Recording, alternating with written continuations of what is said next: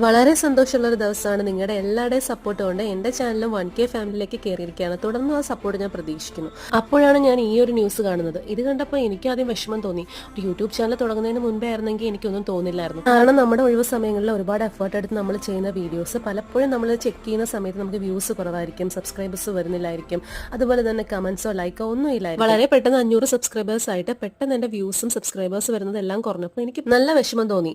അത് എനിക്ക് നല്ല രീതിയിൽ ബാധിക്കുന്നുണ്ടായിരുന്നു. എന്ത് ജോലി ചെയ്താലും ഈവൻ കിടക്കാൻ പോകുമ്പോൾ പോലും ചില ദിവസങ്ങളിൽ ഞാൻ ഉറക്കത്തിനിടയിൽ എഴുന്നേറ്റ് ഇതുപോലെ ഫോണിൽ നോക്കിയിരിക്കും, സബ്സ്ക്രൈബേഴ്സ് വന്നോ, വ്യൂസ് കൂടിയോ, എന്താ കുറയാൻ കാരണം എന്നൊക്കെ.